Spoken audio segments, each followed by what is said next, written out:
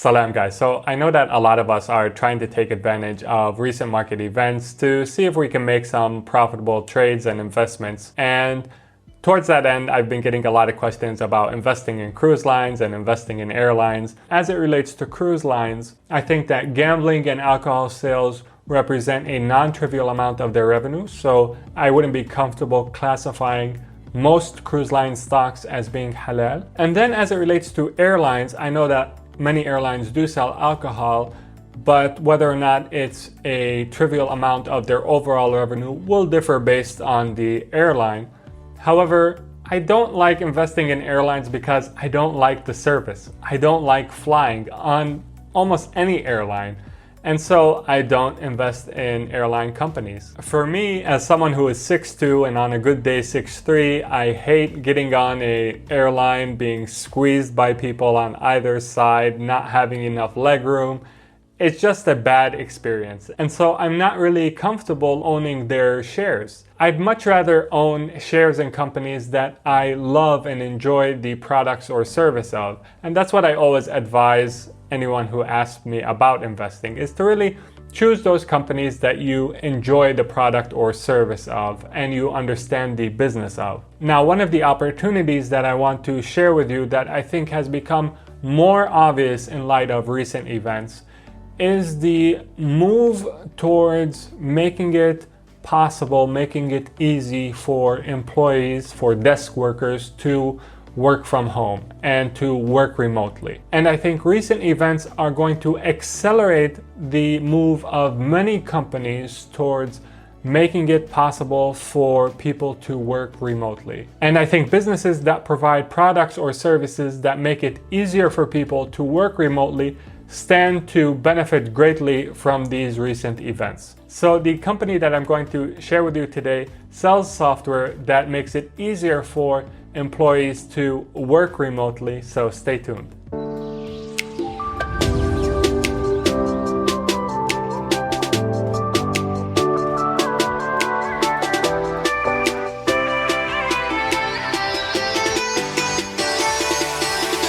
Assalamu alaikum, my name is Rakan Kayali and welcome to Practical Islamic Finance, where we try to understand financial matters and build wealth in a way that is in line with Islamic principles. Before I start, if you're enjoying the content of my videos, then I'd really appreciate if you left a like, subscribe if you'd like to be notified when new content is uploaded. Additionally, if you live in the United States and you're interested in receiving halal funding that doesn't involve an interest-bearing loan, where repayment is based on your income, then go to fundmebff.com and apply for funding. If you're an investor and you're looking for an investment that is different from stocks, that doesn't have the volatility of stocks, that pays out a monthly dividend, and you earn more than $200,000 annually, go to fundmebff.com and apply to become an investor. Okay, so the company that I would like to share with you is Slack Technologies, ticker symbol WORK. Slack makes a platform for desk worker collaboration. They launched their flagship product in August of 2013, and only recently has Slack become a publicly traded company. Now, as always, the first step in analyzing an investment opportunity is to understand the business and understand the product or service that they provide. So here's their CEO and co-founder, Stuart Butterfield, who by law has to refer to his fingers as Butterfingers.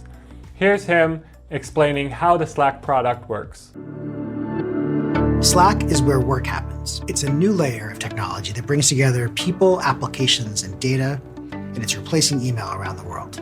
The easiest way to understand it is that Slack replaces email inside your company. It's enormously important, but inside of a company, it works so poorly. Imagine a 10,000 person company. On average, each person sends 30 emails a day. That's 300,000 emails every day. But consider things from one individual's perspective. Today, she got 23 emails. That's not even 1/100% of all the communication that happened inside the company. Maybe someone else gets 57 emails. That's still minuscule as a percentage of all the messages that may be relevant to that person.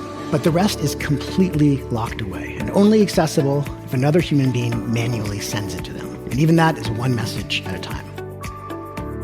You have these enormous flows of critical information coursing through the organization. But each person only has this tiny view. Their inboxes are partial and fragmented and radically incomplete. And every single view, the primary window people have to what's going on across the company, every single view is unique. This is nuts. And I guarantee you we will look back at this moment in history shaking our heads and wondering how we ever dealt with it. So what's the alternative? Well, first, let's turn the email into messages. And now, rather than inboxes, we're going to organize those messages into channels. Those channels can correspond to anything. Projects, teams, planning sprints, office locations, business units, literally anything that is happening across the company. Moving the conversations to channels created a huge increase in the return on the communication. The whole team is in the channel, and anytime anyone on the team has an update or a question or a document to share, they just put it into the channel. They type it up once, hit send once, and everyone who needs to know now or in the future is in the loop. So that's why you switch. It makes communication better, collaboration easier, and agility something you can more readily achieve. From inboxes to channels. It's a movement from an individual-first approach to communication to one that puts the team or the organization first. It's so simple, but we believe that the advantages are so great that this shift is inevitable. We believe that every organization will switch to Slack or something like it. So basically, Slack is a more efficient, more effective communication tool than traditional email. You can also make audio and visual calls using Slack. And Slack provides integration into many different tools, including Google Drive, Twitter, and Dropbox, which sets it apart from other collaborative tools. Having used Slack and experienced the product myself for over a year now, I am confident that most companies are going to start using Slack or a Slack-like service instead of the emails that they currently use to communicate internally. So in summary, I understand their product and I'm a fan of it. Now let's look at how Slack makes money. So Slack primarily makes its money through a freemium model. Basically, you can download their software for free, and the free subscription will have limited features. And then they have tiered subscriptions, basically, where you get features based on what tier of subscription you're in. And then for larger companies and enterprises, they have basically custom prices for these customers. So I really love the subscription model because for every customer you get recurring revenue. Every customer has a large lifetime value. And I also like the software as a service business model because the margins for these businesses are typically really good. For Slack, for example, gross profits in 2019 were 86%. Now, very briefly about the Slack management team. The core team is the team that founded Flickr, which is a video/image sharing platform. So they have experience in scaling and taking to market a product quickly. Now let's talk about Slack's competition. So the main competitor to Slack is Microsoft Teams. Now, ever since Bill Gates, this is my opinion here, ever since Bill Gates left Microsoft has been the Me Too company. It hasn't been an original company in basically any of the products it's put out. It's made incremental improvements on its legacy products like its operating systems and Microsoft Office. And basically everything else it's done is just a bad copy of someone else's product. So Amazon comes out with AWS, Microsoft comes out with a less good version, Azure. Anyway, it's just a Me Too product. Google has its search engine. Microsoft comes out with Bing. Everybody hates Bing. Again, a Me Too product. Nothing innovative, nothing unique. Just trying to copy what other people have done. Apple comes out with the iPod. Microsoft comes out with the Zune. Everyone hates the Zune. Apple comes out with the iPhone. Microsoft comes out with Windows phones. Everyone hates them. Bad copies of smartphones, trying to do what other people have already done. And finally, with the Slack collaborative tool and the way they've designed their collaborative tool, Slack comes out with this product in 2013.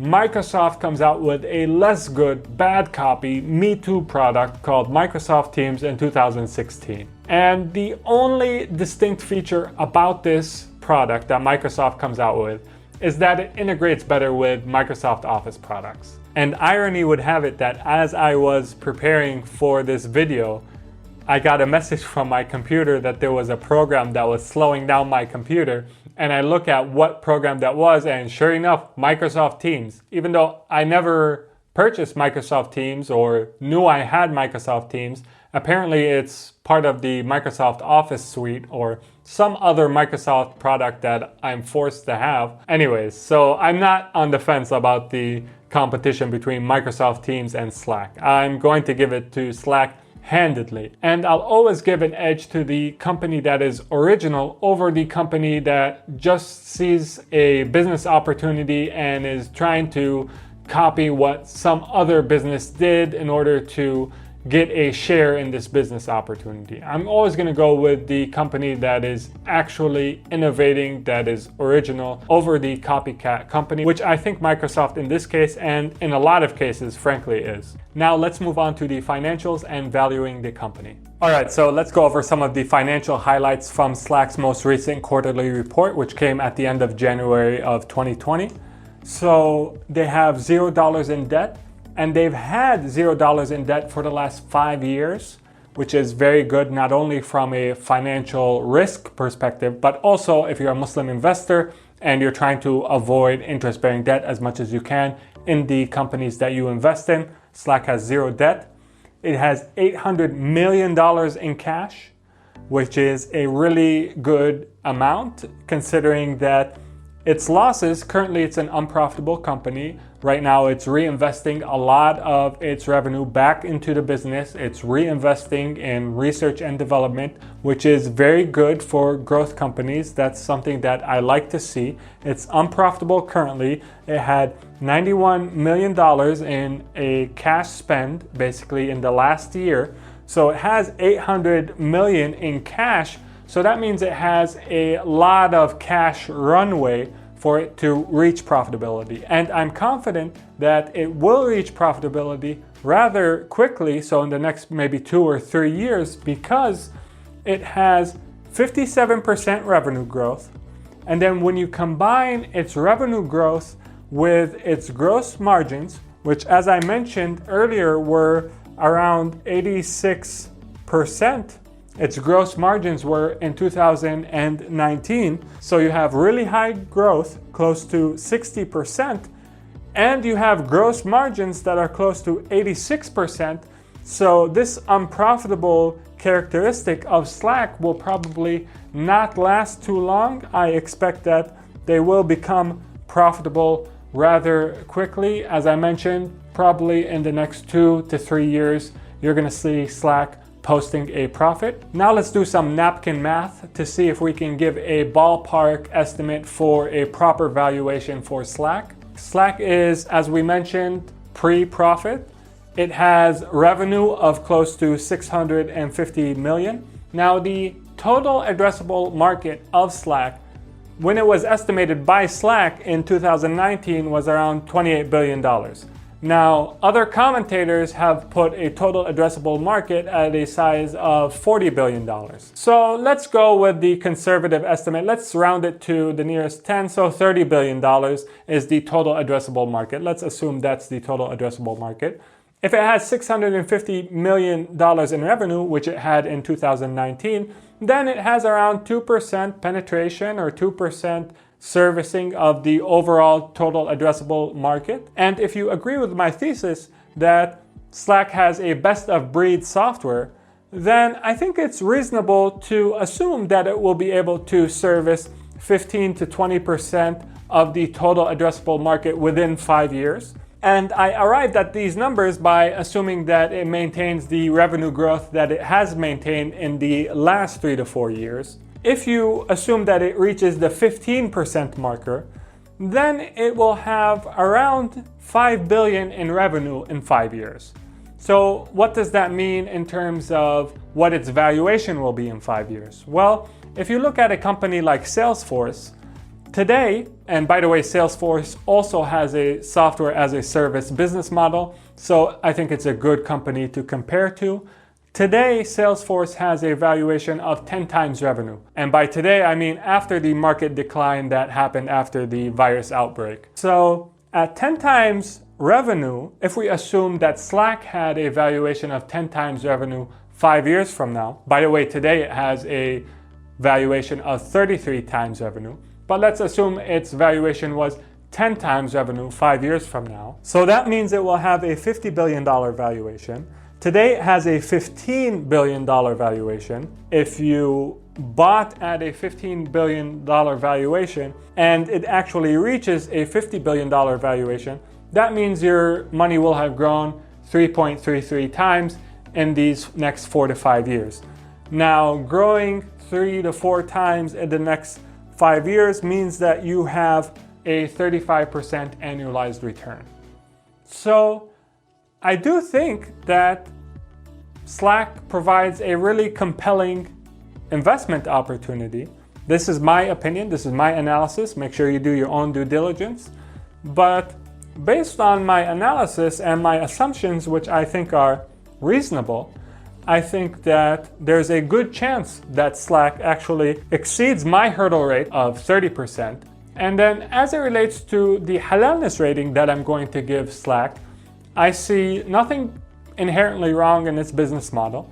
And as an added bonus, as we saw, it has $0 in debt. So I'm comfortable in giving Slack a high halalness rating. I'm going to give it a 9 out of 10 halalness rating. So I'm comfortable in saying that Slack is halal based on the information that I have about it. So in summary, I like Slack as an investment, both from a financial standpoint and from a halalness standpoint. I've purchased some shares of Slack, and I think I'm going to continue to add to my position with time. Do your own due diligence. As I mentioned, make your own investment decisions. This is not investment advice, and I am not your financial advisor. I hope you found this video beneficial. If you did, leave a like, subscribe for more content. And if you need halal funding and you live in the United States, go to fundmebff.com and apply for funding. Until next time, make sure to take care of yourself. Assalamu alaikum and peace be upon you all.